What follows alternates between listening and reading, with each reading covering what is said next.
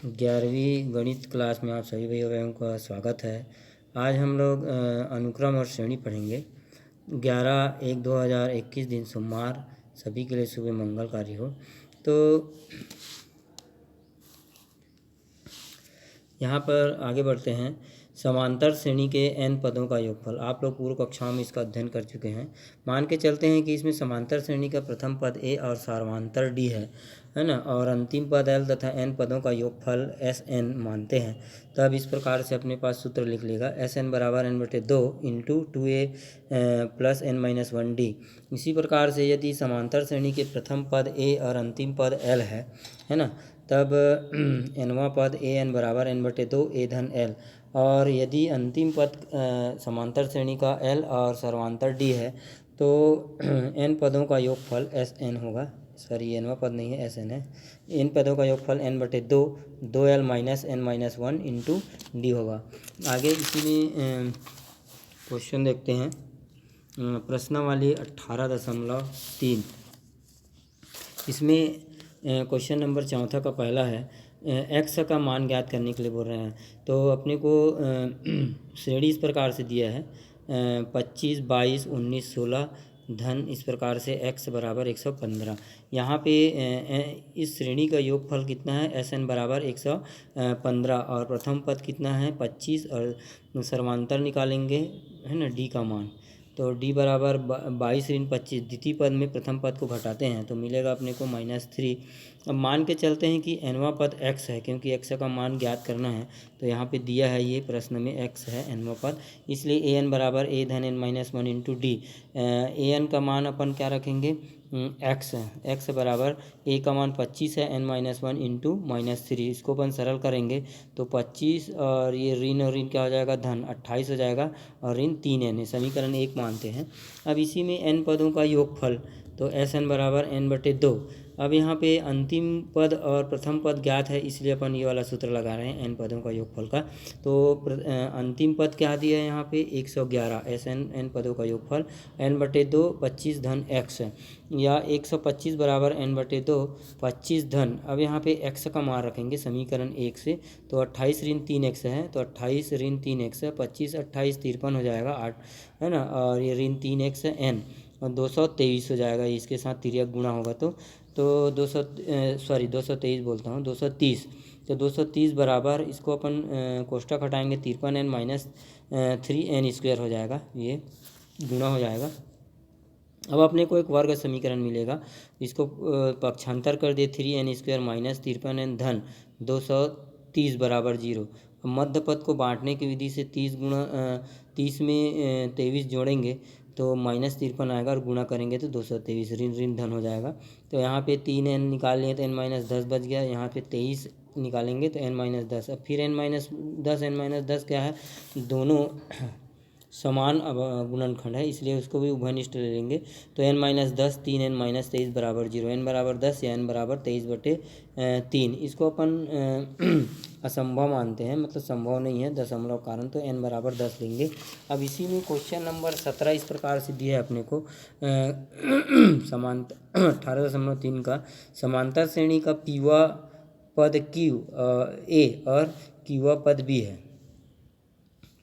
तो सिद्ध करना है अपने को कि p धन q पदों का योगफल कितना होता है, p/q/2 p धन q/2 इंटू कोष्ठक a धन b धन a ऋण b और p ऋण q होगा। तो मान के चलते हैं कि समांतर श्रेणी के प्रथम पद कैपिटल A और सर्वांतर कैपिटल D है, इसलिए प्रश्नानुसार यहाँ पे a बराबर क्या हो जाएगा, पीवा पद। तो पीवा पद मतलब a धन p-1 इंटू डी, प्रश्न समीकरण 1 मानेंगे। और b बराबर क्या हो जाएगा, क्यूवा पद, इसमें दिया है क्वेश्चन में, या b बराबर a धन q, ये क्या है, q है, q-1 इंटू डी। समीकरण 1 और 2 हो गया।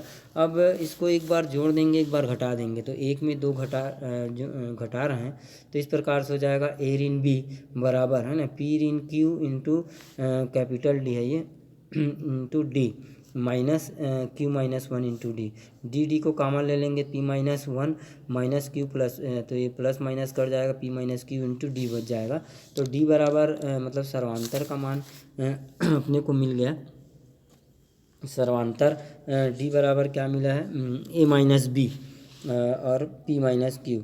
समीकरण 1 और 2 को जोड़ने पर तो a धन b बराबर 2a धन p धन q माइनस 2 इंटू डी।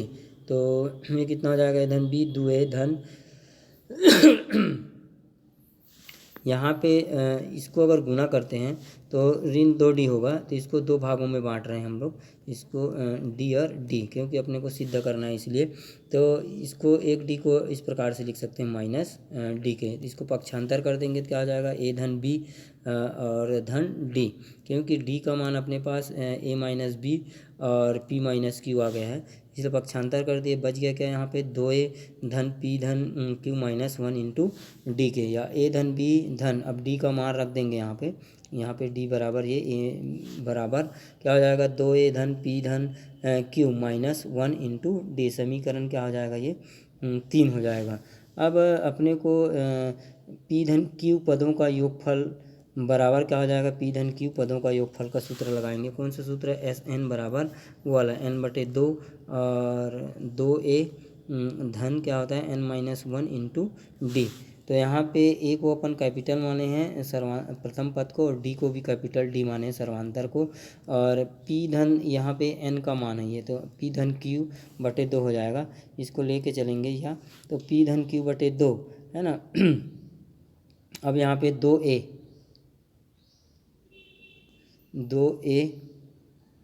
धन p धन q माइनस 1 इंटू डी, इसमें यहाँ पे 2a धन p धन q माइनस 1, ये 2a धन p minus q into D है ना, इंटू डी, इतने के बराबर अपन क्या रख सकते हैं, a धन b इंटू डी, a धन b धन डी, डी का मान यहाँ पे रख दिए हैं, तो ये सिद्ध हो जाता है। आगे देखते हैं इसमें क्वेश्चन नंबर 19। क्वेश्चन नंबर 19 अपने को इस प्रकार से दिया है, दो अंकी मतलब इकाई और दहाई संख्याओं के योगफल, मतलब जोड़ते हैं, योगफल ज्ञात करना है, जिनको 4 से भाग देने पर शेष फल कितना बचता है 1। तो ऐसी संख्या हम लोग भाग दे के देख रहे हैं, जैसे 13 हो गया, 13 को अपन 4 से भाग दे रहे हैं, 4 तिया 12 है ना, 12 ऋण घटाएंगे तो 1 शेषफल बच जाएगा। तो इस प्रकार की संख्या 13, 17, 21 इस प्रकार से 97 जो 100 तक है।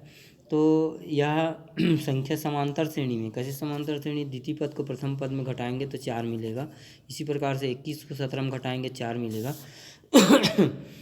तो मान के चलते हैं यहाँ पे इसका समांतर श्रेणी का प्रथम पद a बराबर कितना दिया 13 और d बराबर 17 ऋण 13 बराबर 4, और nवां पद कितना है 97 n पदों का योगफल का।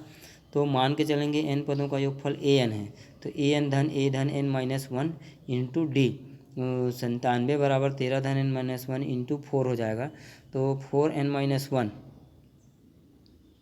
और 97 में 13 घटाएंगे 84 बचेगा, n माइनस 1 84/4 हो जाएगा, तो कितना बच जाएगा यहाँ पे 21, या n माइनस 1 बराबर 21, या n बराबर 21 धन 1 बराबर कितना हो जाएगा 22 हो जाएगा। अब यहाँ पे अपने को an का मान ज्ञात है, और a अंतिम पद अगर l बराबर a लेते हैं तो a धन l होता है, तो वाला सूत्र लगाएंगे, तो n का मान कितना मिल गया 22/2, और a का मान प्रथम पद का मान कितना है 13 है, और धन nवां पद का मान 97 है, तो इसको जोड़ देंगे तो 110 हो जाएगा और 11 हो जाएगा, ये काटेंगे तो 11 गुणा 110 तो 1210 होगा। इसी में आगे देखते हैं समांतर श्रेणी के प्रथम समांतर श्रेणी के क्रमागत पद देखते हैं। तो यदि अपने को 3 समांतर श्रेणी के 3 क्रमागत पद लेना है तो a minus D a plus D होगा। अगर 4 क्रमागत संख्या लेना है तो a minus 3 into D, a minus D और a प्लस डी और a प्लस 3 डी। 5 लेना है तो a minus 2d, a minus D a और a प्लस डी और a प्लस 2d होगा। इसी प्रकार से 6 भी ले सकते हैं, a minus 5d, a minus 3d, a minus D, a plus D, a plus 3d और a प्लस 5d। इस प्रकार से 18.4 देखते हैं यहाँ पे।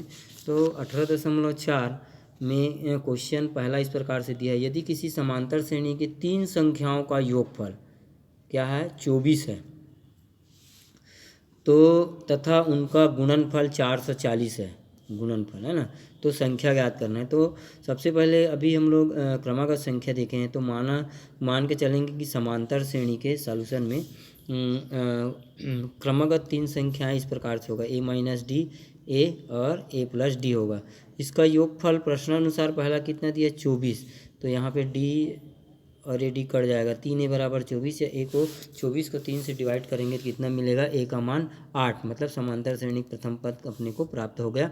और इनका गुणनफल, तो यहाँ पे a-d और a, तो a का मान मिल गया तो a का मान रख देंगे यहाँ पे तीनों में, बराबर कितना है गुणनफल 440 है, इसको बराबर लेंगे। तो a-d और a+d, a square minus d ओ स्क्वायर हो जाएगा। ये 8 को अपन नीचे ले आते हैं तो कितना हो जाएगा, 55। अब 64 ऋण 55 को इधर पक्षांतर कर दिए, डी को इधर पक्षांतर कर दिए, तो 64 में 55 9, या डी बराबर कितना हो जाएगा, वर्गमूल निकालेंगे तो 9 का वर्गमूल 3, इसलिए अभिष्ट संख्या हो जाएगा प्रथम पद, मतलब यहाँ पे ए का मान और डी का मान रखेंगे, फिर ए और a+d का, तो 8 ऋण 3 8, 8 धन 3, मतलब कितना हो जाएगा, 5 8 11। इसी में 18.4 का क्वेश्चन नंबर 7वां है। अपने को समांतर श्रेणी के 4 संख्याओं को ज्ञात करना है ना, 4 संख्या। तो 4 क्रमागत समांतर श्रेणी के संख्या लगाएंगे, जिनका योगफल, मतलब इनको जोड़ेंगे तो 50 है, और सबसे बड़ी संख्या सबसे छोटी संख्या के कितनी गुनी है, 4 गुना है बोलते हैं। तो इसमें से सबसे बड़ी संख्या देखना पड़ेगा, है ना, और सबसे छोटी संख्या। तो पहला शर्त ये है कि इन चारों समांतर श्रेणी के 4 क्रमागत संख्या लिए हैं अपन, a-3d, a-d, a+d, a+3 into D, तो इनका योगफल कितने के बराबर है, 50 के। ये डी सब कट जाएगा तो 4 ए हो जाएगा, 1 2 3 और 4, a बराबर 50 या a बराबर 25/2। इसको अपन सरल करेंगे, काटेंगे तो। अब इसमें देखते हैं यहाँ पे दूसरा प्रश्न क्या बोलता है कि सबसे बड़ी संख्या 4 गुना सबसे छोटी संख्या। तो सबसे बड़ी संख्या क्या हो जाएगा, a-3d, और सबसे छोटी संख्या क्या हो जाएगा, a-3d। तो इसके 4 गुना बोल रहे हैं, यहाँ पे कुछ नहीं है ना, डाट है ना। अब मान रख देंगे, a का मान कितना प्राप्त हुआ अपने को, 25/2, और धन 3d बराबर फिर 4, इसको सरल करना, गुणा 25/2 ऋण 4 × 12d हो जाएगा। अब इसको अपन डी को एक पक्ष में और संख्याओं के एक पक्ष में लेते हैं, तो 25/2 ऋण 50 हो जाएगा। इसको सरल कर देंगे, 50 में 25 गया 75 बचेगा अपने को, ऋण 75/2 बराबर ऋण 15 के, 12 और 3 कितना हो जाएगा, समान चिन्ह है इसलिए जुड़ जाएगा। अब इसको नीचे ले आते हैं, तो 15 कम 15, 15 पाना 75, 15 पंचे, तो ऋण और ऋण भी कट जाएगा, तो d बराबर 5/2 हो गया। अभिष्ट संख्या अब इसमें मार रखेंगे, तो 25/2 ऋण 3 गुना 5/2, फिर 25/2 ऋण 5/2, फिर 25/2 धन 5/2, 25/2 धन 3 गुना 5/2। इसको सरल करते हैं, तो 25 ऋण 15/2, इसको सरल करेंगे तो कितना आ जाएगा, 10/2, 10 को 2 से भाग देंगे तो 5 मिलेगा। 25 में 5 घटाएंगे 20, 20 को 2 से डिवाइड करेंगे 10 मिलेगा अपने को। 25 में 5 जोड़ेंगे 30, 30 को 2 से डिवाइड करेंगे तो 15 हो जाएगा, और 25 और 15 कितना हो जाएगा, 40, 40 को 2 से डिवाइड करेंगे तो 20 मिलेगा। ये हमारा आंसर है। धन्यवाद।